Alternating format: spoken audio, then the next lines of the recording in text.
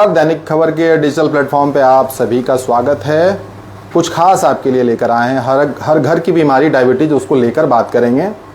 Lancet की report कहती है कि भारत में 10 करोड़ लोग फिलहाल अभी डायबिटीज से ग्रसित हैं और भारत सरकार का जो सर्वे कहता है स्वास्थ्य मंत्रालय का, वो कहता है कि प्री डायबिटिक जिनकी संख्या है वो तकरीबन 13 करोड़ 50 लाख है। ऐसे में आपके घर में भी डायबिटीज़ के पेशेंट हो सकते हैं, आपके पड़ोस में, आपके घर में कोई बुजुर्ग हो सकते हैं।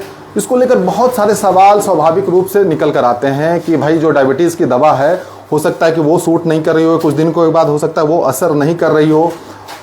प्री डायबिटिक हैं तो डायबिटिक होने से कैसे बचें, बहुत सारे सवाल होंगे। अब सारी चीज़ें मैं यहाँ नहीं बात करूँगा, कुछ सर से भी बात करूँगा और आपसे अनुरोध होगा कि जो भी सवाल आपके जहन में हो वो कमेंट सेक्शन में लिखें और हम सर से बात करेंगे। जाने माने डॉक्टर शहर के AP चैतन्या सर हैं और डायबिटीज़ को लेकर सर से हम बात करने वाले हैं। सवाल जरूर पूछिएगा, जो भी जहन में सवाल हो। सर, सबसे पहले तो आपका बहुत बहुत स्वागत है। धन्यवाद। सवाल सबसे पहले यही होगा सर कि डायबिटीज़ को आप किस तरीके से समझते हैं एज ए डॉक्टर? क्या है सर डायबिटीज़, क्या है? डायबिटीज़ सिंपल शब्द में अगर हम बोलेंगे तो हमारे मतलब खून में शुगर की मात्रा को ज़रूरत से ज़्यादा बढ़ जाना को हम लोग डायबिटीज़ करते हैं। डिफिनीशन के तौर पे अगर हमारा शुगर का मात्रा 126 मिलीग्राम % से अगर ज़्यादा रहता है तो उसको हम लोग डायबिटीज़ बोलते हैं। हमारा ऑफिशियली मतलब 126 होना चाहिए फास्टिंग स्टेट में। अगर उससे ऊपर अगर उसका शुगर का लेवल जा रहा है तो वो डायबिटीज़ कहलाएगा। उससे अगर 110 से 126 के बीच में है तो प्री डायबिटिक कहलाता है और 110 से और 70 के बीच में है तो वो नॉर्मल है। हजारीबाग जैसे जगह में सर आप हर दिन इलाज कर रहे हैं लोगों का, परसेंटेज क्या है सर डायबिटिक पेशेंट की? नए अगर कह लें या फिर पुराने हैं, क्योंकि कोरोना के बाद बहुत तेज़ी से इसमें वृद्धि भी हुई है, ये भी देखा गया है। तो वो क्या कारण मानते हैं? उसका स्ट्रेस ही कारण मानते हैं कि और भी बहुत सारे रीज़न? देखिए, पहले तो परसेंटेज की बात करें तो एग्जैक्ट फिगर देना बहुत मुश्किल काम है। हर जगह पॉकेट में अलग अलग होता है। जैसे अगर हम शहरी क्षेत्र की बात करें तो उसमें डायबिटीज़ का लेवल थोड़ा गांव क्षेत्र से ज़्यादा मिलता है जी, और गांव क्षेत्र में कंपैरिजन अगर करेंगे तो शहरी क्षेत्र से कुछ डायबिटीज़ का लेवल कुछ लोगों में परसेंटेज में कम है जी। एग्जैक्ट फिगर तो कह पाना मुश्किल है, लेकिन अनुमान के तौर पे हम कह सकते हैं कि हमारा 10% पॉपुलेशन ज़रूर डायबिटीज़ से या तो सामान्य तौर पे या फिर इनडायरेक्ट रूप से वो डायबिटीज़ से ग्रसित है। सर, युवा भी आज के वक्त में बहुत तेज़ी से इसके शिकार आप कह सकते हैं कि हो रहे हैं। बड़ी सामान्य सी बीमारी है लेकिन इसके परिणाम बड़े घातक हो सकते हैं। जैसे कि अगर आप देखेंगे तो हर एक बॉडी के पार्ट को ही प्रभावित करता है जी। तो उसको किस तरीके से देखते हैं? डायबिटीज़ जो है एक्चुअली कारण पे हमको जाना पड़ेगा कि आखिर डायबिटीज़ हो क्यों रहा है। पहले जो क्लासिकल डायबिटीज़ थी उसको हम लोग दो भाग में भाग करके रखते थे। एक टाइप 1 डायबिटीज़ कराती थी जिसको अनुवांशिक तौर पे जिनको इंसुलिन बन ही नहीं रहा जी, और एक टाइप 2 डायबिटीज़ हुआ जो कि मिड लाइफ में ऑलमोस्ट 40 साल के बाद शुरुआत होती थी, जब इंसुलिन का कुछ रेजिस्टेंस होने लगा या हमारा लाइफस्टाइल ऐसा रहा कि हम कैलोरी बहुत ज़्यादा लेते हैं, कैलोरी आउटपुट हमारा उतना नहीं हो पाया, तो वो सब शक्कर की मात्रा फिर हमारे खून में ही रहेगी और उससे फिर शुगर बढ़ने लगता है। अभी क्या परिप्रेक्ष्य में हम कहेंगे ये क्लासिकल डायबिटीज़ के अलावा एक स्ट्रेस बहुत बड़ा फैक्टर है जो कि शुगर बढ़ने का भी कारण युवाओं में देखा गया। पहले डायबिटीज़ ऑफ यंग कहते हैं उसे, डायबिटीज़ ऑफ यंग, या फिर वो कह लीजिए आप सामान्य तौर पे डायबिटीज़ बढ़ने का सबसे बड़ा कारण होता है अगर हम जितना स्ट्रेस में रहेंगे, ठीक है, वो स्ट्रेस भी हार्मोन से कुछ प्रभावित होते हैं हमारे शरीर में, कैटाकोलामाइन्स हार्मोन्स हैं, स्ट्रेस हार्मोन्स हैं, ठीक है, वो भी हमारा शुगर लेवल में बढ़ाता है। तो आज के समाज में बढ़ते हुए तनाव की वजह से भी डायबिटीज़ बढ़ने का खतरा बहुत बढ़ रहा है और युवाओं को ये चीज़ असर दिखा रहा है। कहीं मैंने देखा था सर, लिखा हुआ पढ़ा था, आप लोग ज़्यादा बेहतर बता पाएंगे कि सर चीनी जो है स्ट्रेस, अगर इसमें मतलब चीनी आप खा लीजिए लेकिन चिंता मत करिए, स्ट्रेस में मत रहिए, तो चीनी से ज़्यादा खतरनाक स्ट्रेस है डायबिटीज़ के लिए? बिल्कुल बिल्कुल एकदम सही बात है। देखिए, हमारा लाइफस्टाइल डिपेंड करता है। बहुत सा ऐसा पहले भी वैज्ञानिक है, इस पर शोध भी हुआ है बहुत बार, तो देखा गया कि आपका खान पान, अगर मन स्वस्थ है तो बहुत ज़्यादा, अगर थोड़ा बहुत खान पान में अगर हम इधर उधर करते भी हैं थोड़ा सा लिबर्टी, तो उतना असर नहीं करता। लेकिन अगर हमारा खान पान तो अगर नियंत्रित भी है, उसके बावजूद अगर हम स्ट्रेस में रहते हैं, तनाव में रहते हैं, तो बहुत ज़्यादा असर हमारे शरीर पे करता है, उसकी वजह से शुगर भी बढ़ता है।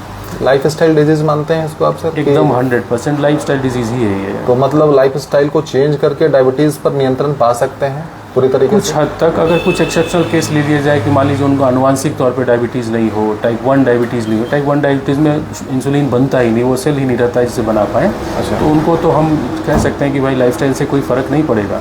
लेकिन जिनका टाइप 2 डायबिटीज़ है, डेफिनेटली उनका 90% उसमें लाइफस्टाइल चेंजेस है, उसमें प्रभाव में चेंज आएगा। बहुत लोग ये सोच रहे होंगे सर, जब हम बातें कर रहे हैं टाइप 1 और टाइप 2, कैसे डिफ्रेंशिएट करेंगे टाइप 1 और टाइप 2 को, या फिर लोग ये भी सोच रहे होंगे कि टाइप 1 ज़्यादा खतरनाक है या टाइप 2 ज़्यादा खतरनाक है, ज़िंदगी में कौन ज़्यादा मुश्किलें पैदा कर देता है, क्योंकि क्लियर नहीं होती चीज़ों को। दोनों डायबिटीज़ का कारण एकदम से अलग है, इसको कंपेयर कर पाना कि कौन ज़्यादा खतरनाक है ये कहना मुश्किल है, लेकिन मेरे समझ से टाइप 2 ज़्यादा खतरनाक रहता है। टाइप 1 डायबिटीज़ आप समझने के तौर पे लीजिए कि हम लोग का शरीर में एक हार्मोन बनती है इंसुलिन। इंसुलिन ही निर्धारण करता है कि हमारा शुगर का लेवल ब्लड में कितना रहेगा। अगर किसी के शरीर में इंसुलिन उस सेल्स को बनाने वाला एक सेल्स रहता है, मतलब जो इंसुलिन रिलीज़ करने के, उसको आइलेट्स ऑफ लैंगरहैंस कहते हैं। हमारे पैंक्रियाज जो अग्नाशय है ना, उसके पूंछ वाले हिस्से में रहता है वो। तो अगर आनुवांशिक रूप से अगर किसी का नहीं रहे या इतना कम मात्रा में आइलेट्स ऑफ लैंगरहैंस रहे, तो वो इंसुलिन को सिक्रीट नहीं कर पाएगा, और इंसुलिन अगर सिक्रीट नहीं कर पाता है तो उसको बचपन से ही शुगर का लेवल बढ़ा रहेगा कि उसको काउंटर करने के लिए हमारे पास हार्मोन ही नहीं है। टाइप 2 उसके उलट है, उसमें इंसुलिन हमारा सामान्य तौर पे बनता रहता है जी। लेकिन जितना बन रहा है, हो सकता है हम जितना कैलोरी लेते हैं उसके मुकाबले पर्याप्त रूप से नहीं हो पाता, पूरा नहीं कर पाता। हमारा कैलोरी काउंट 5000 से अधिक है और उस लेवल में इंसुलिन बहुत कम बन रहा है, तो वो टाइप 2 डायबिटीज़ कहलाएगा।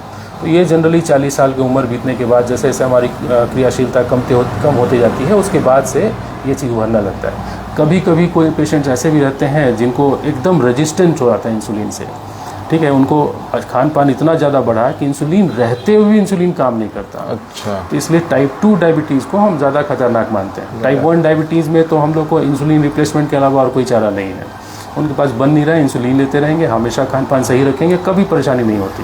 लेकिन टाइप 2 मरीज़ के लिए बहुत सा फैक्टर देखना पड़ता है इंसुलिन के अलावा भी। उनका लाइफस्टाइल कैसा है, स्ट्रेस लेवल कैसा है, प्लस इंसुलिन कैसा है, उनका कितना है, रेजिस्टेंस डेवलप किया कि नहीं, उस पर निर्भर करता है।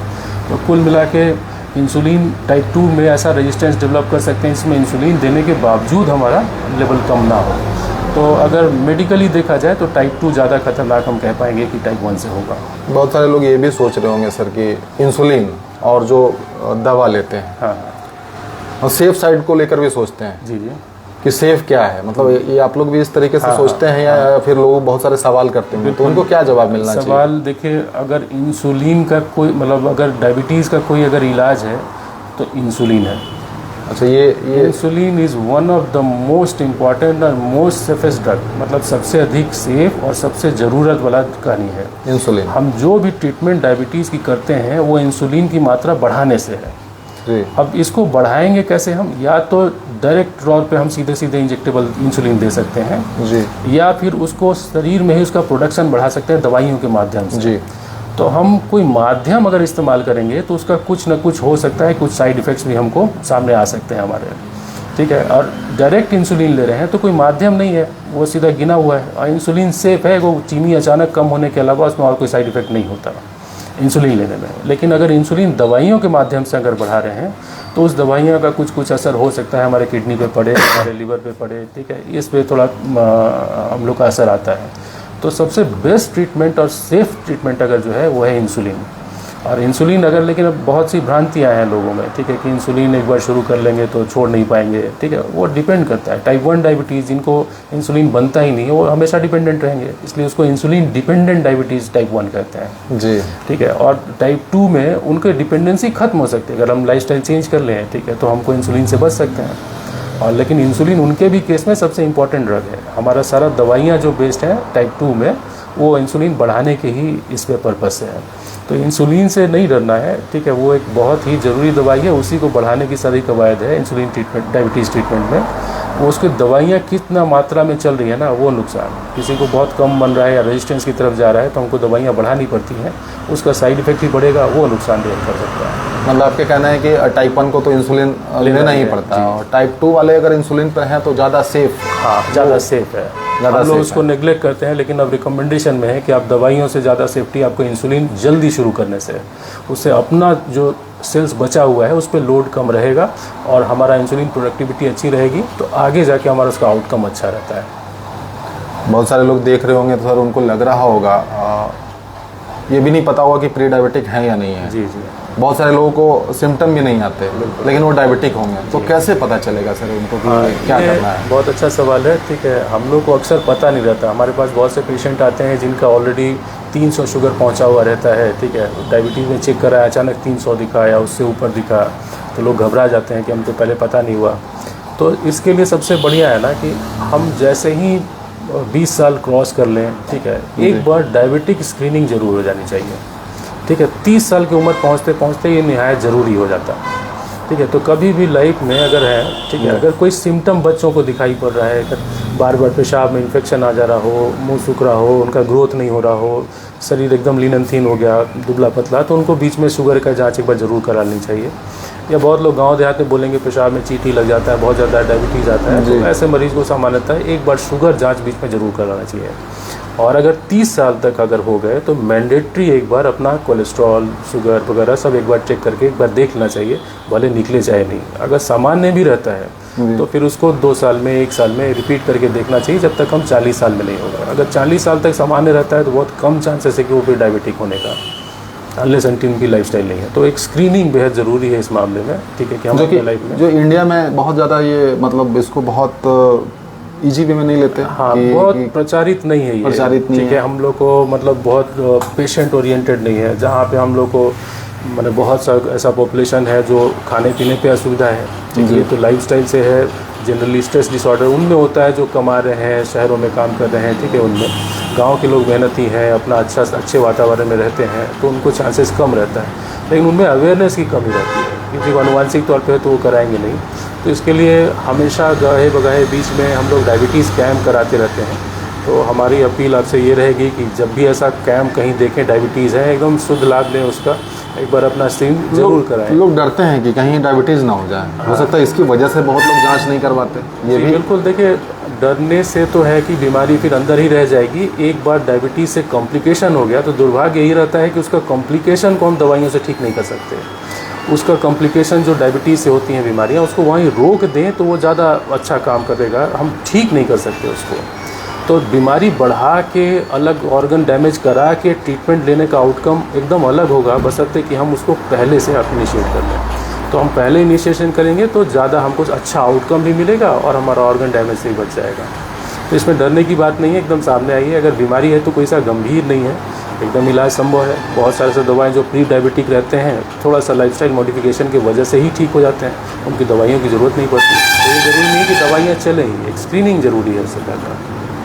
एक स्वस्थ आदमी जो है किन किन हालातों में डायबिटीज़ की तरफ बढ़ता चला जाता है कि वो डायबिटीज़ उसको हो ही जाएगा, या फिर मान कर चलिए कि 99% चांसेस है कि वो डायबिटीज़ का पेशेंट होना ही तय है, उसको किन हालातों में हो सकता है? पहला तो हम लोग देखेंगे कि ये अनुवांशिक बहुत हद तक रहता है। अगर हमारे परिवार में ब्लड रिलेशन में कि नहीं, मदर फादर ऐसा है जो क्लोज ब्लड रिलेशन है, उनमें अगर डायबिटीज़ होने की संभावना है या उन पर ट्रीटमेंट चल रहा हो, तो उनके जो सिबलिंग्स हैं, उनके बच्चे जो हैं, ठीक है, उनमें भी 50% चांस है कि वो डायबिटीज़ से ग्रसित हो जाए। ऐसे लोग अगर ख़राब लाइफस्टाइल के साथ अगर जीते हैं, ठीक है, उनका स्ट्रेस लेवल बहुत हाई है, खान पान में बहुत खराबी है, अगर व्यसन के शिकार हैं, ठीक है, तो ये सब रोगों में बहुत चांसेस है कि उनको डायबिटीज़ की तरफ वो अपना कदम बढ़ा रहे हैं।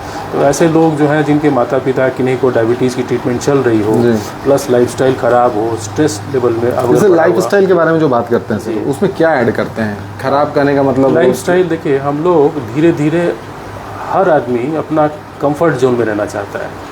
ठीक है, अगर हमारे पास मान लीजिए खाने पीने की कमी नहीं है, ठीक है, तो हम क्या करेंगे, हम थोड़ा आराम तलबी हो जाएंगे जी।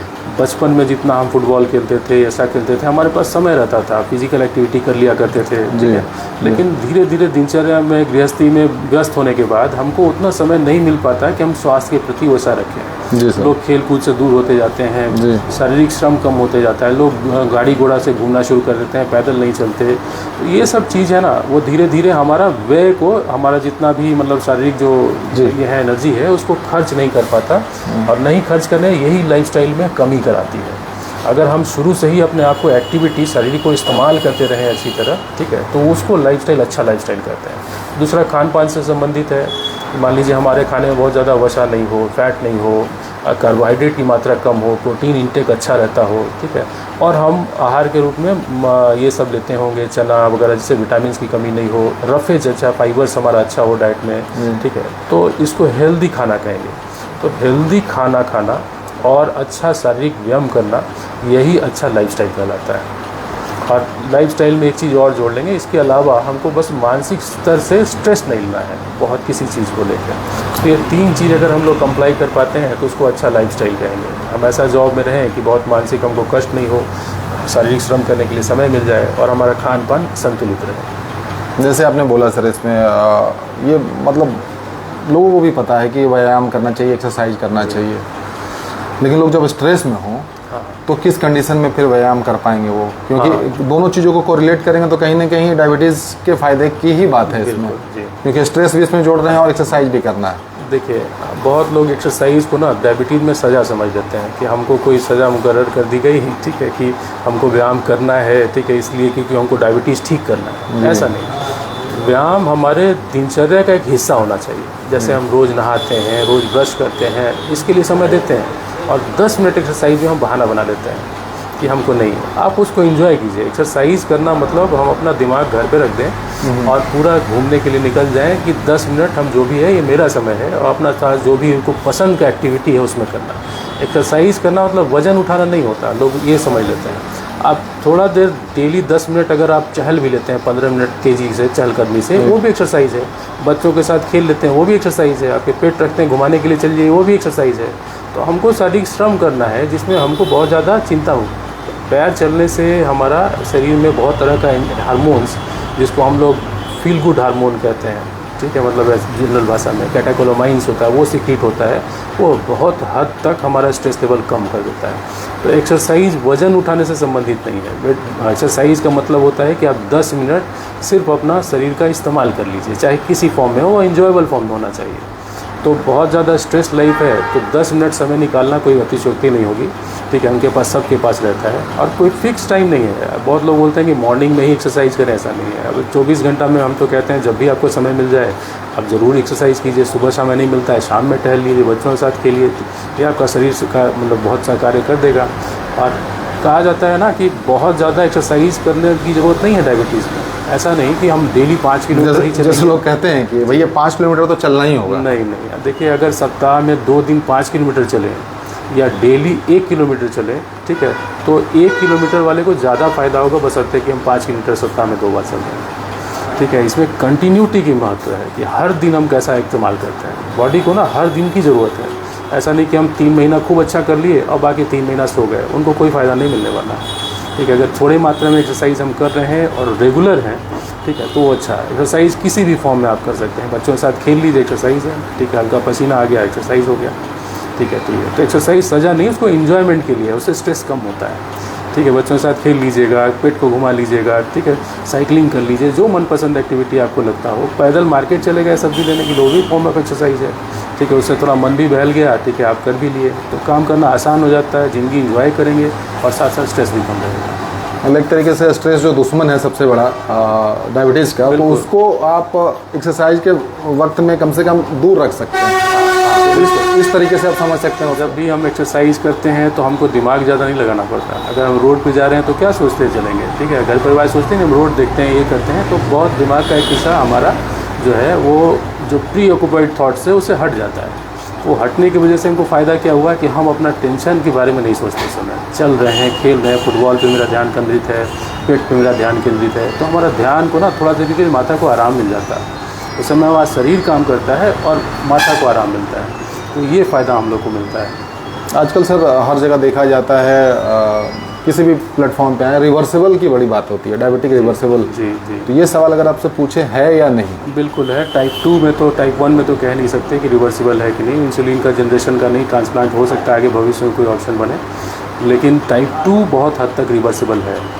अगर हमारा प्री डायबिटिक स्टेज में है, शुगर लेवल हमारा 126, 130 के 40 के बीच में रहते हैं, और हम अपना सडनली लाइफस्टाइल जो गड़बड़ियाँ हो रही थी खान पान संबंधी, एक्सरसाइज संबंधी, स्ट्रेस संबंधित, ठीक है, उसमें अगर हम सुधार करना चाहें, ठीक है, तो हमको बहुत हद तक दवाइयाँ छूट जाती हैं, ज़रूरत नहीं पड़ती और वो पूरी फुल बैक रहता है। हम लोग का BMI जो है ना, बॉडी मास इंडेक्स, शरीर का वजन, ठीक है, वो संतुलित रहना चाहिए। 25 के नीचे अगर रखेंगे, आइडियली तो 23-22 है, अगर उतना रख पाएँ तो बहुत अच्छा। वज़न बढ़ना एक बहुत बड़ा इंडिकेटर होता है कि हम डायबिटीज़ की तरफ हो सकता है अग्रेसिव हैं। बहुत ज़्यादा वज़न वाले थोड़ा सा अपना ये रखेंगे, चेक रखेंगे कि हमारा शुगर लेवल कितना चलता है। मतलब यहाँ लोग जितने लोग दिखा रहे होंगे तो कुछ ऐसे लोग भी होंगे जिनकी दवाइयाँ बिल्कुल बंद हो चुकी हैं। हाँ बिल्कुल, बहुत लोग पहले दवा लेते थे और अब दवा नहीं लेते हैं। जी बिल्कुल। देखिए, तो क्या क्या चेंजेस आपने करवाए हैं उनमें से? डायबिटीज़ का इलाज दवाइयाँ नहीं है, डायबिटीज़ का इलाज ज्ञान है। हम डायबिटीज़ के बारे में स्वयं जितना नॉलेज रखेंगे, हमको डायबिटीज़ में उतना फ़ायदा है। तो फिजिशियंस दवाई लिखना इज़ एन एक्सेप्शन, ठीक है, कोई चीज़ आपका ठीक नहीं हुआ, ठीक है, तब उसके बारे में दवाइयाँ दे के उसको ठीक कर लें, वो बात है। तो पहले डॉक्टर की जिम्मेदारी ये होती है कि डायबिटीज़ कारण क्या है वो मरीज़ से डिस्कस कर लें। हर मरीज़ अलग है डायबिटीज़ का, कोई टाइप 1 होंगे, किन्हीं का कुछ कारण होगा, ठीक है। तो आपको पिन पॉइंट फोकस रखना होगा कि उनका शुगर बढ़ने का क्या कारण हो सकता है। वो कारण का अगर निवारण हो गया, दवाइयों की ज़रूरत नहीं पड़ती। डायबिटीज़ में कहावत है डर्टी डजन, मतलब 1 दर्जन ऐसे कारण रहते हैं ना जिसमें कुछ भी कर लीजिए डायबिटीज़ नीचे नहीं आता। जैसे विटामिन डी की डिफिशियंसी है, हार्मोन्स का कमी हो गया, टेस्टोस्टेरोन नीचे चला गया, प्लस आपका अगर स्ट्रेस लेवल बहुत ज़्यादा बढ़ा हुआ है, स्ट्रेस हार्मोन्स बढ़ा है, तो हम चाह के उसको नीचे नहीं कर सकते। तो हम वो सब पॉइंट पे फोकस रखें जो छोटी छोटी चीज़ें हैं। विटामिन डी की 1 गोली सप्ताह में 1 बार ले लें, हमारी विटामिन डी कमी पूरी हो जाएगी, तो उससे भी डायबिटीज़ रिवर्सल होता है। तो बहुत छोटा चीज़ हम लोग को खोजना होता है कि पिन पॉइंट कहाँ है। तो जो पेशेंट थोड़ा सा ओरिएंटेड रहते हैं, अपने बारे में सचेत रहते हैं, हेल्थ कॉन्शियस है, ठीक है, और जो डायबिटीज़ से निजात पाना चाहते हैं, अगर ये सलाह मान लें, ठीक है, और एक्सरसाइज करें, तो बहुत हद तक उसका रिवर्सिबल पॉसिबल है। सबसे जल्दी इम्पैक्ट कौन सा पार्ट करता है डायबिटीज़ में? तो डायबिटीज़ सबसे पहले इम्पैक्ट किस बॉडी पार्ट पर करता है? देखिए, सबसे पहले डायबिटीज़ नुकसान क्यों करता है, पहले ये समझ लें। हमारे शरीर में शक्कर का एक लिमिटेड मात्रा है जी, उससे ज़्यादा जाएगा तो हर जगह खून के माध्यम से घुसता जाएगा, घूमता जाएगा और हर जगह जाकर डिपॉजिट होता जाएगा। डिपॉजिट होता जाएगा मतलब वो आँख में, नस में बैठेगा, दिल में बैठेगा, किडनी में जाके जमा होगा। कोई कपड़े से आप छानते रहिए चीनी का ये, तो देखिएगा कपड़ा लसरलेस हो जाता है, एकदम चमक फीका पड़ जाएगा और वो कभी हम वापस उसको अपने तरीके में नहीं ला सकते। तो डायबिटीज़ का शुगर भी वैसे ही डैमेज करता है, धीरे धीरे उसको डैमेज करेगा। और जो सबसे महीन ऑर्गन रहता है उसको सबसे इफेक्ट करता है। अच्छा। सबसे महीन ऑर्गन में हमारा क्या हो गया, नस, एकदम पतला पतला माइक्रोस्कोपिक नर्व्स है, ठीक है, उस पर जाके डिपॉजिट होगा, तो उसको सबसे पहला डायबिटीज़ को डैमेज। तो पेशेंट कंप्लेन करेंगे हाथ में झिझी नहीं आ रही है, ठीक है, अगर लंबा समय अनकंट्रोल डायबिटीज़ अगर रह गया तो ऑटोनोमिक नर्वस सिस्टम सबसे पहले डैमेज होता है डायबिटीज़ में। उसके बाद आप डिपेंड करता है कि कैसी दिनचर्या है उस पर, फिर बारी आएगी आँखों की, दिल की, किडनी की। किडनी में भी देखिए, ये सब ऑर्गन्स भगवान इतना अच्छा बनाए हैं कि जब तक 50% डैमेज नहीं हो जाए ना, बीमारी पता ही नहीं लगेगा, आपको कोई सिम्टम नहीं देगा। जब 50% से ज़्यादा डैमेज हो गया तब वो नुकसान सामने आना शुरू होता है, तब तक बहुत लेट हो जाता। तो पेशेंट को शुरू में कोई दिक्कत नहीं होती है, 300 भी रहता है, 400 भी रहता है, तो उसको लोग टॉलरेट कर लेते हैं। लेकिन जब ऑर्गन डैमेज होना शुरू हो जाता है तब उनकी मुश्किलों की शुरुआत होती है। तो ऑर्गन डैमेज से पहले ही हमको सचेत रहना है कि ये नहीं कि सिम्टम आएगा तब उसका ट्रीटमेंट लेंगे, उससे पहले हम लोग को उसका कदम उठाना होता है। तो तमाम बातें हम लाइफस्टाइल को लेकर कर रहे थे, डायबिटीज़ को लेकर। बहुत सारे लोग होंगे घर में जो होंगे, परिवार वाले जो होंगे, जो बुजुर्ग होते होंगे, हाँ हाँ, ओल्ड एज होते होंगे, उनके लिए पॉसिबल नहीं है कि कोई एक्टिविटी कर पाएँ। राइट। उनके लिए क्या सलाह होगा, किस तरीके से फिर वो? बहुत अच्छा क्वेश्चन है। देखिए, हम लोग डायबिटीज़ अगर कोई बुज़ुर्ग को अगर हो रखा तो कुछ ना कुछ उनका भी कारण से हुआ होगा, ठीक है, और उनसे पॉसिबल नहीं है कि हम बहुत ज़्यादा एक्सरसाइज वगैरह कराएं। एक आपको एग्जांपल देते हैं, डायबिटीज़ का ट्रीटमेंट हर एज ग्रुप के लिए बराबर नहीं होता जी। जैसे कोई अगर यंग इंडिविजुअल है 30 साल के, उनका शुगर 200 है, तो उनका ट्रीटमेंट, और कोई बुज़ुर्ग है 90 साल के, उनका शुगर 200 है, तो दोनों का ट्रीटमेंट अलग होगा।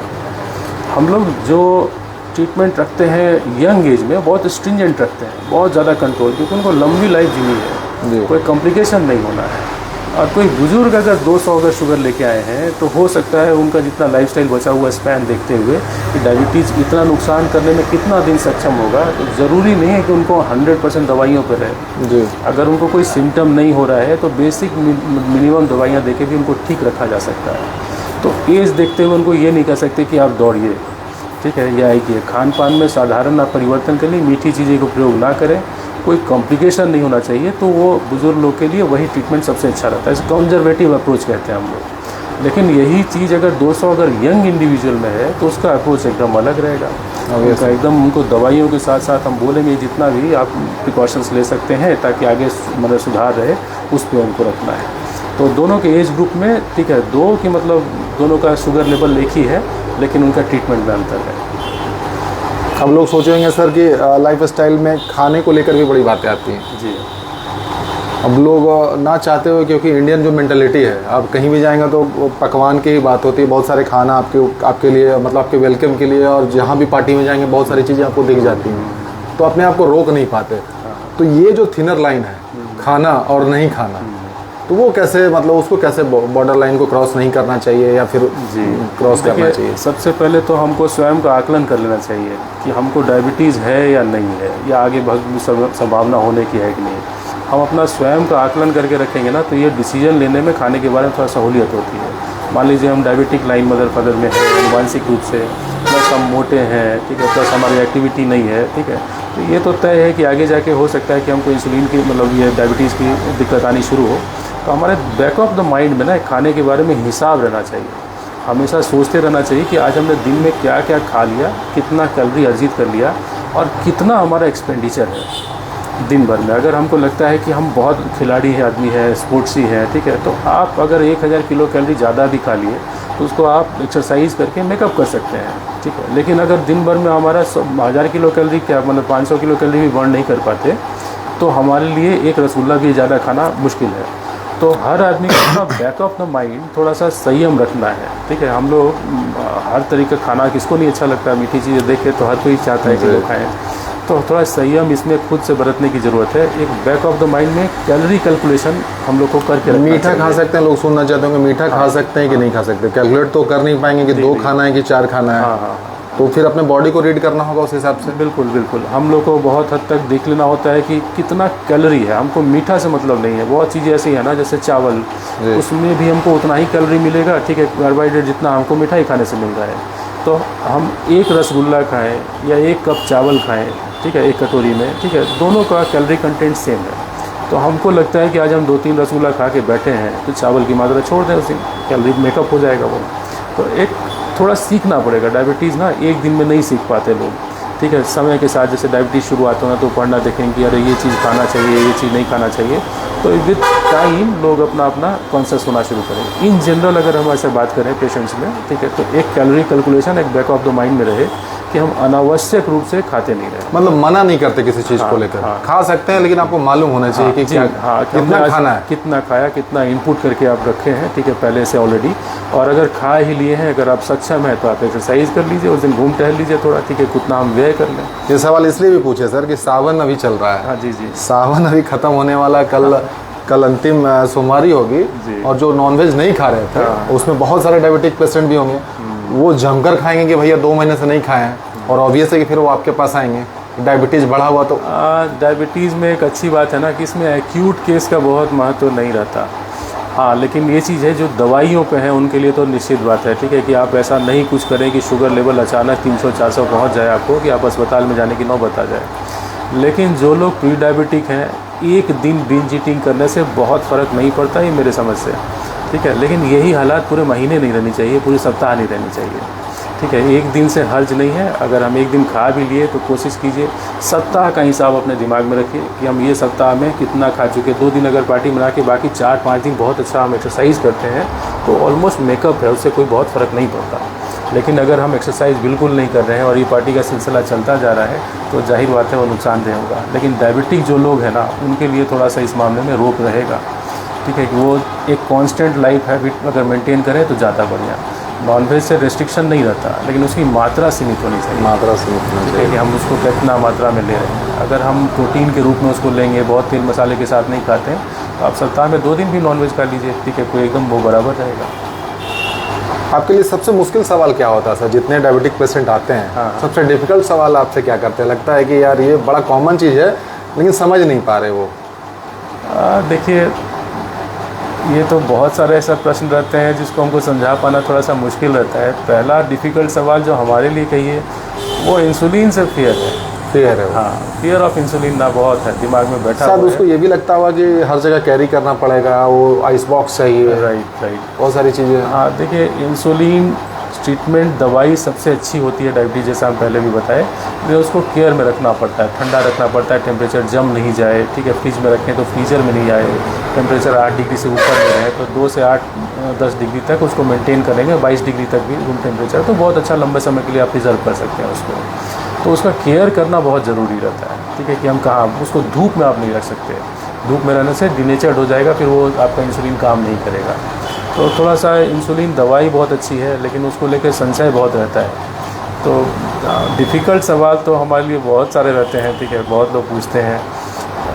कुछ ये रहता है कि उससे संबंधित जो कॉम्प्लिकेशंस के बारे में पूछते हैं ना, ठीक है, उसके बारे में लोगों को जानकारी नहीं होती जी। तो ये सब थोड़ा सा मुश्किल है कि उनको समझाना पड़ता है हमको कि आपको कैसे है, ठीक है, और किस तरह। बहुत तरह की भ्रांतियाँ भी बहुत लोगों के दिमाग में रहती हैं, ठीक है, पहले ही से प्री ऑक्यूपाइड, जैसे लोग जान नहीं रहे हैं, ठीक है, किसी लेमैन से पूछते हैं, ठीक है, कि भाई तुम क्या खा रहे हो, तुम क्या खा रहे हो, हम तो ये पत्ते खा रहे हैं, वो चबा रहे हैं, ठीक है, इसके लिए तो वो भी फॉलो करने लगते हैं उसके अलावा। तो ये सब चीज़ समझाना मेरे लिए बहुत मुश्किल काम है कि भाई आप ये ना करें, ठीक है, एकदम सीधा आप जो कैलकुलेटेड अप्रोच में चले, ठीक है, और एकदम एक्सपर्ट से आप हमेशा एडवाइस लीजिए। एक्सपर्ट का एडवाइस इसमें, हाँ, लेमैन का फॉलो नहीं करना।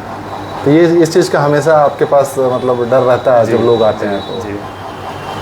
सर, ये तो हम बात कर रहे थे कि कितनी खतरनाक और किस तरीके से हो सकती है, इसको सामान्य तरीके से भी लिया जा सकता है, क्योंकि डरने की ज़रूरत शायद नहीं है इसको लेकर। बिल्कुल नहीं। एक सबसे बड़ी बात है ना कि डायबिटीज़ मतलब ऐसा बीमारी नहीं है जिसको लेके हम बहुत ज़्यादा स्ट्रेस में रहें, ठीक है, बहुत ज़्यादा उसके बारे में तनाव ले लें ऑलरेडी, ठीक है, क्योंकि तनाव से ही जनरेट होगा और ज़्यादा बढ़ भी जाएगा।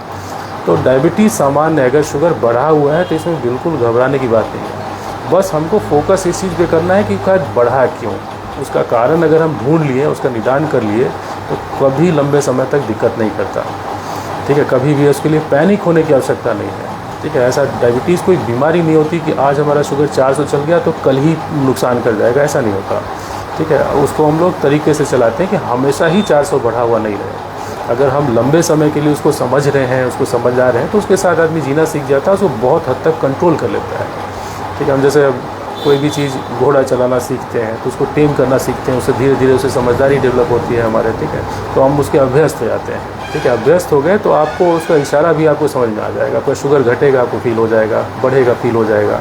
तो वैसे लोग ना बहुत अच्छा अपना तरीके से मैनेज कर लेते हैं। बढ़ना और घटने दोनों में सिम्टम एक ही रहते हैं? नहीं, बढ़ने घटने में दोनों अलग अलग है। घटने से हम कहते हैं शुगर बढ़ने से ज़्यादा खतरनाक होता है शुगर घटना। अगर शुगर का अचानक लेवल नीचे हो जाए, डायबिटीज़ में क्या है ना, अगर कोई पेशेंट दवाई पे है तो उनको साथ साथ कैलोरी भी लेना है, ऐसा नहीं कि वो खाना छोड़ दें और सिर्फ दवाइयाँ ले लें। दवाइयाँ असर अगर ज़्यादा उनका पलड़ा भारी हो गया, ठीक है, तो अचानक शुगर लेवल नीचे चल जाएगा। उसको मेंटेन करने के लिए हम लोग दिनचर्या बोलते हैं, आप कांस्टेंट मेंटेन कीजिए, खाना भी खाइए, अपनी दवाइयाँ भी लीजिए। कभी ऐसा नहीं हो कि दवाइयाँ खा लें और खाना छोड़ दें। अक्सर लोग फास्टिंग करने वालों के साथ ही शिकायत होती है, जैसे आज हमको फास्टिंग रखना है, आज हमने दवाइयाँ सुबह ले ली और खाना नहीं खाना है, तो बहुत चांस है कि अचानक उनका शुगर लेवल डाउन हो जाएगा। तो वैसे कंडीशन में हम बोलते हैं अगर आपको एक दिन नहीं खाना है तो एक दिन के लिए दवाइयाँ छोड़ सकते हैं आप, ठीक है। डाउन होने से दिक्कत होगी, उनको बेहोशी लगने लगेगा, अचानक पसीना से पूरा तरबतर हो जाएंगे, घबराहट लगने लगेगा और हल्का सुस्त पड़ जाएंगे, ऐसा। तो कभी भी ऐसा सिम्टम अगर किसी को दवाई चल रहा हो तो वो आपके माध्यम से बता देना चाहते हैं। अगर कभी लगा कुछ भी दिक्कत अगर हो रही हो, सबसे पहले आपको घर में ग्लूकोज का सॉल्यूशन है, ठीक है, कोई भी घोल के चीनी का शरबत बना के, मीठी चीज़ें हैं, टॉफ़ी है, बिस्किट है, जो भी है, तुरंत आप उसको 2 ग्लास पी लीजिए। अगर शुगर घटा हुआ है तो तुरंत सामान्य हो जाएगा 15 मिनट में, और अगर बढ़ा हुआ है तो मान लीजिए 300 में बढ़ा है तो 400 बढ़ेगा, उससे बहुत अंतर नहीं पड़ेगा। लेकिन कम से कम अगर नहीं समझ में आ रहा है कि बढ़ा है कि घटा है तो ये चीनी ले लेना ज़्यादा सेफ साइड रहता है, मतलब ये मान कर चलना चाहिए कि अगर बहुत प्रॉब्लम में है आप, हाँ हाँ तो मीठा जो भी है जो आप बता रहे हैं ग्लूकोज का सेवन कर सकते इमीडिएट, हाँ, इफेक्ट के लिए ऐसा। और अगला दिन दवाई नहीं लेके, ठीक है, सीधे अपने डॉक्टर से मिलने या जो देख रहे हो एक तुरंत चिकित्सक का परामर्श लेना चाहिए कि भाई दोबारा नहीं हो, तुरंत का समाधान के लिए हम बताएं। ब्रेन हेमरेज वगैरह का भी चांसेस इसमें फिर बढ़ जाता ब्रेन है? हेमरेज शुगर से डायरेक्ट नहीं होता, इनडायरेक्ट रूप से होता है। शुगर किसी को लंबा समय रह गया तो वो थोड़ा सा आर्टरी के अंदर कोलेस्ट्रॉल जमा करेगा, वसा का मात्रा बढ़ जाएगा, लिपिड कोलेस्ट्रॉल वगैरह बढ़ जाता है, वो जाके फिर आगे जाके ब्रेन हेमरेज का कारण बनता है। Directly sugar level brain haemorrhage नहीं कराता। ये मानकर चला जा सकता है क्या सर कि मुझे डायबिटीज़ नहीं होगा? अगर नहीं होना हो और मतलब उस लेवल में मुझे उस कैटेगरी में आना है तो क्या करना चाहिए? बहुत सारे लोग सोच रहे होंगे कि भाई हमें ना हो, बताइए कि क्या करना है मुझे, हम सब बीमारी करेंगे। से रेजिस्टेंस तो बहुत मुश्किल है कि हम कॉन्फिडेंटली बोल देंगे कि कोई बीमारी ना हो, ठीक है। जो नॉन कम्युनिकेबल डिजीज़ है ना, जैसे डायबिटीज़ हो गया, हाइपरटेंशन हो गया, कैंसर हो गया, जो एक दूसरे से फैलता नहीं है, उसके बारे में हम कभी सर्टेन नहीं हो सकते हैं कि हमको कभी नहीं हो। हाँ, अगर आप चाहते हैं कि ऐसा नहीं हो तो हमको अपना दिनचर्या अच्छा रखना पड़ेगा। मतलब प्रोबेबिलिटी आप बना सकते हैं हाँ, उसको कि हम उसमें ना आए। हाँ, जो फैक्टर्स है हमारा जिसको होने के बाद डायबिटीज़ बढ़ने का संभावना है, ठीक है, वो सब चीज़ पे हम चेक बैठा दें तो हमारा 90% चांस है कि हम उससे सेफ रहेंगे, इम्यून रहेंगे। मतलब जितना लाइफ स्टाइल चेंजेस कर लीजिए, खान पान में कर लीजिए, जैसे एक सर्टेन एज के बाद खान पान में तो चेंजेस होने एकदम। चाहिए सर। हम लोग जब बच्चे रहते हैं ना तो काफ़ी ज़्यादा एक्टिविटी रहती है, स्कूल बच्चों को देखिए दौड़ते भागते रहेंगे। आप शहरी वातावरण देख लीजिए, गांव में कोई होगा आदमी जो अपना घर से बस पकड़ने के लिए 2 किलोमीटर पैदल चल के जाता होगा तो बस चल जाए। अब वही चीज़ अगर शहरों में हम देखें तो आप घर से निकलेंगे मोटरसाइकिल से, ठीक है, आपका पैर हाथ चला ही नहीं, ठीक है, ऐसा। तो हम लोग धीरे धीरे से बड़े होते हैं, हमारे पास सुविधाएँ बढ़ती जाती हैं, तो हमारा शारीरिक श्रम घटता जाता है, ठीक है। उस श्रम को हम कहाँ लगाते हैं? उसको धन अर्जित करने में लगा दिए या कहीं लगा दिए, उससे हमारा स्ट्रेस लेवल बढ़ रहा है, तो हमारा स्ट्रेस भी बढ़ा, शारीरिक श्रम भी घट गया, तो ये सब आगे जाके कारण बनता है। तो हम लोग अभी वो बचपना अपने अंदर रखें शारीरिक इससे कि हम लोग एक्सरसाइज करते रहें, पैदल खूब चलें, हर चीज़ मौका निकाल के पैदल चलना ज़्यादा अच्छा सोल्यूशन है। इतना रोड के किनारे सब बेचते रहते हैं, समोसा वगैरह सब फास्ट फूड्स हैं, ठीक है, फास्ट फूड से अवॉइड करना चाहिए, वो एक बहुत बड़ा कारण बनता है ट्रांसफैट का जी। तो जितना भी हो आप घर से खा के चलें और अपना समय पे निधान वापस घर में खाएंगे। मतलब खान पान को लेकर कह रहे हैं, मतलब वजन ना बढ़ने दे, ये भी आप कह रहे हैं? बिल्कुल एकदम सही। मतलब वजन को कंट्रोल में रखें, तभी BMI आपका कंट्रोल में रहेगा। हाँ, BMI कंट्रोल में रहेगा, उसके बाद और BMI कंट्रोल में रहेगा तो आप हो सकता है कि अगर आप लाइफस्टाइल पे पकड़ रखते हो तो आपको बीमारी से बहुत हद तक इम्यूनिटी मिल जाएगी। सारी चीज़ों के बीच में एक चीज़ रह गया सर, बच्चे भी आजकल सर डायबिटिक हो रहे हैं। हाँ। हो सकता है कि आपके पास भी बच्चे आते होंगे तो उनके लिए तो बहुत कॉम्प्लिकेशन है, छोटे बच्चों के लिए बहुत मुश्किल है। कैसे मतलब वो हैंडल करना चाहिए या फिर बचने के लिए क्या देखिए, कहें? हम तो बोलते हैं कि बच्चे अगर आप डायबिटिक डायग्नोज कर लिए तो उनके लिए वरदान है, ठीक है। टाइप 1 डायबिटीज़ का सबसे दुर्भाग्य ये रहता है कि वो शुरू में कभी जांच कराते ही नहीं है। वो पता चला कि 20 साल के हो गए तब कुछ ऐसा इन्फेक्शन हो गया, UTI हो गया है, कुछ ऐसा जांच किए तो जांच में निकल गया कि इनका शुगर 300 पहुंचा हुआ है, मतलब उनको होगा पहले से ही। तो अगर बच्चों में अगर शुरू में ही किसी कारण से उनको हो गया, एक बार ऐसे ही कैजुअली अगर शुगर फास्टिंग देख लिए और बढ़ा हुआ निकल गया, 200 पार रहा ऐसा, ठीक है, तो बहुत संभावना है कि टाइप 1 डायबिटीज़ की होने की। तो और जांच से उसको कंफर्म करके हम लोग दवाई डालते हैं। अब बच्चों में ना बचपन से ही अब उनको थोड़ा काउंसलिंग करना पड़ता है कि देखिए आपको ये बीमारी है, दवाई लंबी चलेगी, ठीक है, तो एक्सेप्ट कराना पड़ता है पेरेंट के थ्रू। तो पेरेंट ही बच्चे को फिर काउंसलिंग करके उसको थोड़ा मनोबल बढ़ा के उनका डायबिटीज़। तो बच्चों में अच्छी बात है ना कि वो आपके इंस्ट्रक्शंस बहुत अच्छा फॉलो करते हैं, ठीक है। बड़ों में थोड़ा नहीं होता, लेकिन बच्चे इस मामले में अच्छे रहते हैं और वो सही ढंग के सही समय पे इंसुलिन लेते हैं, जो दवाइयाँ प्रिस्क्राइब करती हैं, और उसका कंट्रोल आउटपुट बहुत अच्छा लगता है, ठीक है। ये तो कारण भी बहुत सा जनरली अनुवांशिक कारण रहता है। कुछ केस में किसी को पैंक्रियाज की बीमारी हो गई, कुछ ऐसा ऑपरेशन कराना पड़ा जिसमें हमको पैंक्रियाज को कुछ ऐसा हटाना पड़ा, ठीक है। तो ये सब कुछ कारण बनता है आगे जाके टाइप 1 डायबिटीज़ बनने का भी। सर इसमें भूख क्यों लगती है ज़्यादा? डायबिटिक पेशेंट को भूख क्यों लगती है? और फिर ये सलाह देते हैं कि आप बहुत नहीं खाइए लेकिन टुकड़े टुकड़े में खाते रहिए कुछ। ये देखिए बहुत अच्छा क्वेश्चन है कि सिम्टम क्या लगता है शुरू में। शुरू का सिम्टम में आपको डायबिटीज़ जब शुगर लेवल बढ़ा है तो हम लोग का शरीर में जैसे जैसे शुगर का लेवल बढ़ेगा उसका ऑस्मोलिटी हम लोग का ब्लड का ना वो बढ़ता जाता है, ठीक है। तो जितना ऑस्मोल रहेगा उतना ज़्यादा वो पानी सोखने की टेंडेंसी उसमें रहेगी। और दूसरा ना हमारा ब्रेन एडिक्टेड हो जाता है हाई ब्लड के शुगर से, ठीक है। बहुत बड़ा एडिक्शन है शुगर, ठीक है। नमक और शुगर हम लोग बोलते हैं ना, हम लोग का बहुत बड़ा एडिक्शन है वो, मतलब बाकी नशा वाली चीज़ें से ज़्यादा एडिक्टिंग है वो। तो हमारा ब्रेन अगर एक बार 300 शुगर का आदी हो गया और अगर उस ब्रेन को हम वापस 140 शुगर पे हम ले आएंगे तो कार्व करेगा, ठीक है। ब्रेन से सिग्नल जाता है कि भाई इनका तो शुगर पहले 300 रहता था, हमको बहुत अच्छा फील गुड होता था, अब हमारा शुगर लेवल कम रहेगा तो लो फील करेंगे। लो फील मतलब उनको सुस्ती रहेगी, ठीक है, किसी कार्य में कंसंट्रेशन नहीं होगा, चिड़चिड़ापन रहेगा, जबकि शुगर लेवल सामान्य है, ठीक है। तो ब्रेन धीरे धीरे एडिक्टेड हो जाता है हाई ब्लड। अब ब्रेन सिग्नल बार बार देगा कि आप खाइए, ठीक है, ताकि आप फिर से वापस 300 शुगर में आ जाएँ। तो वो एक कारण बनता है हाई ब्लड शुगर के मरीजों को भूख बहुत ज़्यादा लगने का। तो वो उसको कहते हैं, मतलब वो भूख बढ़ेगा और वो सिम्टम बन जाता है। जितना भूख खाएंगे, शुगर लेवल जितना बढ़ेगा, उतना हमको पानी पीने की ज़रूरत होगी, तो खूब पानी पिएंगे बार बार, ठीक है, और उतना ही बार पेशाब जाना पड़ेगा।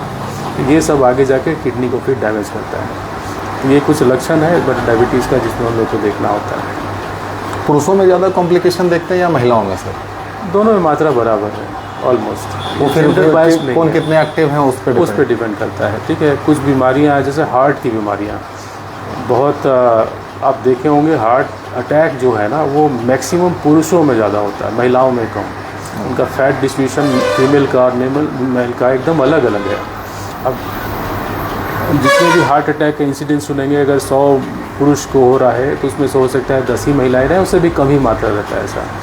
लेकिन डायबिटीज़ के मामले में कह नहीं सकते, ठीक है। डायबिटीज़ में दोनों बराबर हैं, ठीक है। जितनी तो सर ये मानकर चला जाए कि डायबिटिक होने के बाद आप जितने एक्टिव हैं, कॉम्प्लिकेशन उसी रेशियो में कम होंगे। एग्जैक्टली बिल्कुल सही। जितना एक्टिविटी अच्छी रहेगी, ठीक है, लाइफ जितना हम बॉडी का इस्तेमाल, हमारा भगवान शरीर ऐसा बना है कि जिसको जितना इस्तेमाल करेंगे वो बेहतर होता जाएगा जी, ठीक है।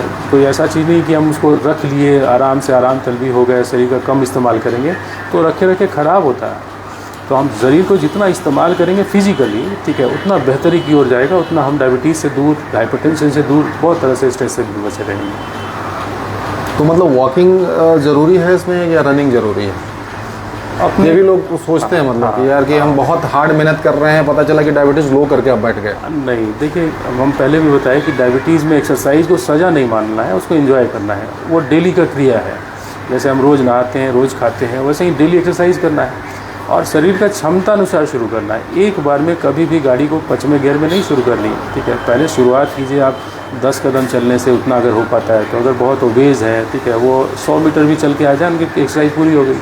वो 1 महीना करेंगे, थोड़ा और बढ़िया हो गए तो हो सकता है उनको अंदर से लगे कि हम 200 मीटर जा सकते हैं, ऐसे करके बढ़ाएंगे वो। और ऐसा व्यक्ति जो मान लीजिए वो 4 किलोमीटर चल जाए, उनको फ़र्क नहीं पड़ा तो वो दौड़ भी सकते हैं।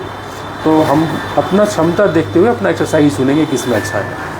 एक अंतिम सवाल आपसे लेंगे सर कि एक जो डायबिटीज़ का पेशेंट है, जो मधुमेह का, शुगर का जो रोगी है, वो अपने बॉडी को समझे, वो कितना ज़रूरी है? बहुत ज़रूरी है। और वो कैसे समझ पाएगा? वो भगवान हमारा हर आदमी का बॉडी ना इंडिविजुअल बनाया है। इंडिविजुअल मतलब एक फार्मूला सब पे फिट नहीं होता। सेम डायबिटीज़ अगर है, मान लीजिए 30 साल की उम्र के 4 आदमी हम रखें, 4 आदमी में कोई पतले हो सकते हैं, कोई मोटे हो सकते हैं, कोई सामान्य हो सकता है और किसी का एकदम आनुवांशिक रूप से कुछ गड़बड़ी हो। अगर तीनों का शुगर 200 है ना, तीनों का ट्रीटमेंट चारों का अलग रहेगा, चारों का अलग रहेगा जी, ठीक है। उसको कस्टमाइज ट्रीटमेंट करते हैं, ठीक है। पतले वाले को थोड़ा मोटा होना है, ठीक है, उनके हिसाब से दूसरी दवाइयाँ उनकी चलेंगी। मोटे वाले थोड़ा पतला होना है, ठीक है, उनके हिसाब से दूसरी दवाइयाँ चलेंगी। शुगर लेवल बराबर हो सकता है लेकिन ये सिस्टम कस्टमाइज है। तो ये कस्टमाइजेशन कब किए हम, ठीक है, इसलिए किए क्योंकि जब तक अपना हम शरीर को जानेंगे नहीं तो उसको हम कस्टमाइज़ नहीं कर सकते, ठीक है। तो पहला चीज़ तो हमको आत्ममंथन करके रखना है कि हमको क्या है, कहाँ गड़बड़ियाँ हो रही है, ठीक है। और हर इंडिविजुअल को अपना शरीर को समझना होगा, ये इंडिविजुअल की बात है। मतलब कैसे सीखेंगे उसको, बॉडी को कैसे सीख लेंगे या रीड कर लेंगे, या उसमें टाइम लगेगा उनको समझने? थोड़ा समय तो लगता है। इसमें लेमैन से कभी चर्चा नहीं करना है, ठीक है। कोई एक्सपर्ट है, न्यूट्रिशनिस्ट है, हमेशा उनकी सेवा लीजिए। हम लोग में क्या है ना कि न्यूट्रिशनिस्ट जो रहते हैं उनसे कभी मिलने जाते ही नहीं होंगे, ठीक है। कभी हमने अपने काउंसलिंग ही नहीं की, भाई साहब बताएं जरा हमको खाना कैसे है। यहाँ पे हमारा डाइट एंड न्यूट्रिशन डिपार्टमेंट खुला हुआ है, ठीक है, बहुत अच्छा अभिनव यूनिवर्सिटी में, ठीक है। तो उसका फ़ायदा उठाएं, ठीक है। हम अपना डाइट के बारे में एक बार चर्चा कर लें तो हमको उससे ज्ञान मेरा तो ये बहुत ज़रूरी है डायबिटिक पेशेंट के लिए। हाँ बिल्कुल, कि भाई अगर आपको कोई बता रहा है कि आप इस तरीके से खाइए, अगर वो फॉलो करते हैं, आपने भी फॉलो करवाया होगा तो अपने चेंजेस तो देखे होंगे। जी बिल्कुल, एकदम समझ दिखता है वहाँ पर। तो अगर डायबिटीज़ हैं, जो न्यूट्रिशनिस्ट उनको बताते हैं, उसके हिसाब से फ़ायदा करते हैं, और जो लोग फॉलो करते हैं डेफिनेट उनका डायबिटीज़ में सुधार देखने के लिए मिलता है। तो ये बहुत ज़रूरी है कि उसकी उठाएँ। कोई बहुत लोग एक्सरसाइज जिम जाते हैं तो जिम इंस्ट्रक्टर्स उनको ये नहीं बताएं, अगर डायबिटिक हैं तो वो जा सकते हैं, लेकिन उनके हिसाब से कस्टमाइज्ड एक्सरसाइज होनी चाहिए जी। ये नहीं कि प्रोटीन ले लीजिए आप, साधारण ये बना लीजिए, ठीक है, उनको वो जिम नुकसान कर जाएगा, ठीक है। तो हमेशा एक ही चीज़ फिट नहीं होता, ये इंडिविजुअलाइज ट्रीटमेंट रहता है कि हम धीरे धीरे अपना शरीर का क्षमता को समझ रहे हैं। हम खुद देख रहे हैं कि मेरा BMI ऊपर है, हमारा दिनचर्या बहुत सामान्य है, एक्सरसाइज हम कितना कर पाते हैं, खाना की मात्रा कितनी है हमारी, ठीक है। तो ये सब चीज़ सामान्य ढंग से सोचने के बाद हम एक खुद पर निष्कर्ष पे निकल सकते हैं कि हमको फोकस कहाँ रखना है जी। डाइट पे है, एक्सरसाइज। अगर ये चीज़ सीख गए तो बहुत हद तक हम अब डायबिटीज़ आगे जाके उससे इम्यूनिटी पा लेंगे। अंत में आपसे रिक्वेस्ट यही होगा सर कि तमाम लोग जो बहुत लोग सुन रहे हैं उनके लिए क्या कहेंगे? डायबिटीज़ के बारे में हमने कोशिश की है कि बहुत सारे सवाल को कवर करें और उम्मीद है बहुत लोग को फ़ायदा होगा। बिल्कुल, कभी भी रहे तो ऐसा सवाल, हमको अच्छा लगा इसके बारे में चर्चा की गई आपसे। और बहुत सारी ऐसी बीमारियां हैं जिसके बारे में पैनिक नहीं होना है, डायबिटीज़ भी उसमें से एक है। बस सिंपल हमारा लाइफस्टाइल जो है वो सामान्य तौर पे अच्छा रहना चाहिए। लाइफस्टाइल से संबंधित मतलब हमारा खान पान, एक्सरसाइज, स्ट्रेस लेवल, जीने का तरीका, ये हमारा अगर हेल्दी रहेगा तो हम डायबिटीज़ कोई नुकसान नहीं कर सकता। नुकसान नहीं करेगा। आप सुन रहे थे शुगर फ्री टैबलेट। अच्छा सर, एक सवाल था, ये जो लोग आजकल शुगर फ्री वाला जो कॉन्सेप्ट है वो लेना चाहिए नहीं लेना चाहिए? ये थोड़ा कंट्रोवर्शियल टॉपिक है। लोग शुगर फ्री टैबलेट बहुत जनरेशन्स की आई, शुरू में हम लोग सैक्रिन वगैरह चलाते थे, फिर एस्पार्टेम आया, फिर आया सुक्रालोज वगैरह। तो सुक्रालोज इसमें से सबसे बेहतर माना गया, लेकिन हमारे हिसाब से शुगर फ्री टैबलेट्स का जितना कम इस्तेमाल किया जाए उतना अच्छा। कितना भी अच्छा शुगर फ्री अगर है ना, वो लॉन्ग टर्म के लिए सेफ़ नहीं है। अभी किडनी पर असर करता है सर वो? हाँ, बिल्कुल कर सकता है। अगर आप लंबे समय तक शुगर फ्री अगर इस्तेमाल कर रहे हैं तो बेहतर है कि उसको अवॉइड करना। गुड़ ले सकते हैं सर उसकी जगह पे? नहीं नहीं नहीं, ये मतलब मिथ है सर? बहुत बड़ा मिथ है ये। जैसे गुड़ लेना और चीनी लेना दोनों सामान्य है। चीनी जो है, गुड़ जो है, उसी का रिफाइंड फॉर्म हमारा चीनी है।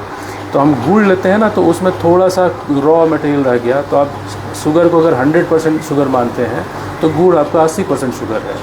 जैसे वैसा ही हो गया बात कि किसी को अगर रसगुल्ला खाने के लिए मना किया जाए तो वो काला जामुन खाने लगेगा, ठीक है। दोनों मिठास ही अलग अलग चीज़। तो रावा गुड़ पे लोग आ जाते हैं? नहीं, सब एक ही है? सब एक ही है, ठीक है। अगर आपको मीठा पसंद है, थोड़ा बहुत फल ले सकते हैं आप, ठीक है। सेब ले सकते हो उसमें? सेब ले सकते हैं एप्पल। प्रॉपर्टी अगर मीठी हो फल की तो उसको मान सकते हैं कि शुगर कंटेंट है उसमें? बिल्कुल बिल्कुल, शुगर में बहुत ज़्यादा अनावश्यक रूप से हमको मीठा फल नहीं खाना है। तो बेस्ट फल क्या हो सकता है? बहुत सारा यूट्यूब पे मैंने देखा, पहले भी चर्चा किया, ठीक है। लोग बोलते हैं कि खूब ज़्यादा मीठा फल खाइए, उससे आपका शुगर लेवल डाउन होगा। डेफिनेटली डाउन होता है, कुछ समय के लिए डाउन होता है, दिन भर के लिए नहीं होगा। आप खूब ज़्यादा मीठा फल करके आप शुगर अपना 1 घंटा बाद कराएंगे, वो नीचे आता है क्योंकि उसमें फ्रक्टोज रहता है, वो कॉम्पिटेंट है ग्लूकोज का, तो शुगर लेवल कम दिखाएगा। लेकिन यही फिर 4 घंटा बाद कराइएगा, वापस शुगर लेवल वहीं दिखाएगा। तो ट्रांजिएंट चेंज के साथ शुरू होता है, ठीक है। तो ये ट्रांजिएंट चेंज ऐसा नहीं है कि शुगर फल खाने से हमारा शुगर ठीक हो जाएगा। अगर फल लेते हैं तो हमारे दिनचर्या के लिए, सेहत के लिए फल लेना ज़रूरी है। आप हल्की मिठास वाला, जैसे अमरूद हो गया, सेब हो गया, ये सब फल आप थोड़ा बहुत ले सकते हैं, ठीक है। बहुत फूड इंटेक कम होना चाहिए जब खाते हैं तो? जैसे 4 रोटी खाते थे तो 2 रोटी खाना होगा, ऐसा है? देखिए, आइडियली हम लोग को शुगर का पीक नहीं बनने देना है। पीक कहने का मतलब है ना कि हम एक बार में इतना ज़्यादा खाना नहीं खाएं कि शुगर लेवल सीधे शूट कर जाए 400 या 300, ठीक है। उसके बाद धीरे धीरे हमको खाना, उसी पार्ट को तोड़ तोड़ के खाने से हमारा पीक नहीं बनता। तो आइडियली अगर कोई 6 रोटी खाते हैं तो उनको हम लोग बोल सकते हैं कि आप 2-2 रोटी 2-2 घंटा के अंतराल पे खाइए, लेकिन प्रैक्टिकली पॉसिबल है नहीं। लेकिन आइडियली ट्रीटमेंट के लिहाज से ऐसा बोला जा सकता है। तो हम कहेंगे कि आप खाना में क्या खाएं इससे मतलब नहीं, हमारा टोटल कैलोरी जो है ना वो कंट्रोल होना चाहिए, ठीक है। हम ऐसा नहीं, अगर रसगुल्ला मीठा चीज़ खाना चाहते हैं तो आप वेलकम है, खाइए, लेकिन उससे जो कैलोरी मिली उसका समाधान हमको टोटल काउंट में रहना चाहिए। टोटल कैलोरी अपने शरीर के वजन के हिसाब से कैलकुलेट होता है, ठीक है। जनरली 3000 किलो कैलोरी से नीचे ही रखना है, और वो अगर हम उसको फॉलो करते हैं, ठीक है। तो अब डिपेंड करता है कि कैलोरी कैसा है। अगर कोई बहुत पतला आदमी है तो थोड़ा बढ़ा के भी हम लोग बोलते हैं, और बहुत मोटे आदमी हैं, ठीक है, तो उनको कैलोरी कट करना है, 2200 किलो कैलोरी पे भी हम उनको रख सकते हैं। तो हम जितना भी खाना खाएं, सबका एक बैकअप में माइंड में, जैसे पहले बताया, हिसाब एक रहना चाहिए। अगर हम आज रसगुल्ला ही खा लिए तो हो सकता है हमको रोटी खाने की ज़रूरत ना पड़े, ठीक है, क्योंकि उतना कैलोरी तो ऑलरेडी मिल ही गया। अब उसकी खपत करेंगे तभी तो हम आगे खा पाएंगे। तो क्या खाएं इससे ज़्यादा मैटर करता है कि हम कैलोरी इंटेक मेरा टोटल कितना है, उस पर फोकस रखें। एक सर फिर से सवाल निकल गया, तो एक सवाल और रह गया इसमें। बहुत लोग ऐसे दिखे हैं या मिले हैं, उन्होंने बताया कि 2 साल से मीठा खाया ही नहीं, शुगर का इंटेक लिया ही नहीं। हाँ। तो वो भी खतरनाक हो सकता है कि? बिल्कुल खतरनाक हो सकता है। देखिए, मीठा खाना कहीं भी डायबिटीज़ का नहीं है, हम बात कर रहे हैं कैलोरीज़ की, ठीक है। अगर हम मीठा कुछ भी नहीं खाए, ठीक है, वो डर से नहीं खाते। हाँ, कि और मान लीजिए कैलोरी दूसरे फॉर्म में हम बहुत ज़्यादा ले रहे हैं, हम फैट खा रहे हैं, ठीक है, पनीर से बनी चीज़ें इस्तेमाल कर रहे हैं, नॉन वेजिटेरियन रेड मीट्स हम यूज़ कर रहे हैं, ठीक है, तो वो तो मीठा से ज़्यादा खतरनाक हो गया आपका, ठीक है। अगर हम 2 रसगुल्ला में हमारा कहानी हो जाता, ठीक है, और इधर हम इतना सब मिला के अगर खा रहे हैं तो वो ज़्यादा खतरनाक है। टोटल कैलोरी काउंट हमको मैंने कम रहनी चाहिए। और दूसरा, मीठा ना खाना हो तो चॉइस की बात है। हमारा टोटल कैलोरी काउंट अगर ठीक है, हमारा जितना एक्सपेंडिचर है उसके हिसाब से अगर सामान्य है तो वो नुकसान नहीं करेगा। मतलब मीठा खाइए नहीं खाइए कोई फ़र्क नहीं पड़ता। हाँ, फ़र्क नहीं पड़ेगा, लेकिन आपको टोटल कैलोरी का हिसाब रखना है कि हम उतना खर्च कर लें तब उतना खाएँ। मान लीजिए हम एक टाइम का खाना नहीं खा रहे हैं रात में, ठीक है, उसके बदले हम 2 मीठा ही खा लिया तो इक्वली गुड, ठीक है, वो तो कैलोरी काउंट में बराबर ही आएगा। नींद बहुत ज़रूरी है। हाँ, बिल्कुल बिल्कुल। नींद के बारे में कहना है कि देखिए, सारा चीज़ है ना, स्ट्रेस लेवल का बिल्डअप शुरुआत ही होती है नींद की कमी से, ठीक है। अगर हम सामान्य भगवान रात क्यों बनाए, ठीक है, ताकि हम अच्छे से सो सकें, दिमाग को शांति चाहिए। सारे शरीर को जैसे हम लोग को आराम देने पे आराम मिलता है, तो दिमाग भी उसमें से एक ऑर्गन है, ठीक है, उसको भी आराम चाहिए। जब हम नींद में रहते हैं ना तो वो सारा चीज़ें बंद करके अपना रिपेयरिंग का काम कर लेता है वो। तो अगर नींद में कमी होगी तो वो रिपेयरिंग वाला पार्ट आप छूट जाएगा, ठीक है। उससे दिमाग स्ट्रेस में रहेगा, ठीक है, अगला दिन के लिए हमको उतना एनर्जी फील नहीं होगा, हम लो फील करेंगे, तो उससे हमारे काम पे असर पड़ेगा, ठीक है, आगे जाके स्वास्थ्य पे असर पड़ेगा, स्ट्रेस बिल्डअप कराएगा। तो नींद तो एकदम निहायत ज़रूरी चीज़ है। आप दिन को 3 भाग में बांट लीजिए, ठीक है। सामान्य तौर पर लोग बोलते हैं कि 8 घंटा सोइए, 8 घंटा अपना जनरल काम कीजिए, ठीक है, और 8 घंटा में बाकी आपको जितना काम करना है वो कीजिए। तो 8 घंटा सोने के लिए अपना टाइम, और सोने में ऐसा नहीं है लोग कि बिस्तर पे जाएं और मोबाइल लेके बैठ जाएं कि हम तो सोने जाएं। अगर आप सोने जा रहे हैं बिस्तर पे तो कोई गैजेट्स नहीं होने चाहिए, बस आप तभी सोने जाइए जब एकदम आँख बंद करके लेट जाना हो आपको, ठीक है। तो वो क्वालिटी ऑफ स्लीप हमको चाहिए, ठीक है, बेड टाइम नहीं चाहिए। तो क्वालिटी ऑफ स्लीप अगर हम लेते हैं तो उससे बहुत रिफ्रेश फील रहेंगे, और क्वालिटी ऑफ स्लीप अगर डिप्राइव रहेगा, ठीक है, तो उसका असर स्वास्थ्य पे आगे जाकर रिजल्ट अच्छे ही आएंगे। और धन्यवाद सर। आप सुन रहे थे AP चैतन्या सर को, और मुझे लगता है कि जो तमाम बातें हुई हैं कहीं ना कहीं आपको फ़ायदा होगा, आपके परिवार वाले को फ़ायदा होगा। और कुछ सवाल अगर आपके हैं तो आप इसमें लिख सकते हैं, और हम कोशिश करेंगे कि सर से उसका जवाब लिया जाए, और कमेंट सेक्शन में उसका हम आपको जवाब देंगे। आगे भी इसी तरीके के सेशन करेंगे, और जो बीमारियां हैं या डिजीज़ हैं उसको लेकर बातें करेंगे। बहुत बहुत धन्यवाद। मैं कुणाल सिंह, मिलूँगा।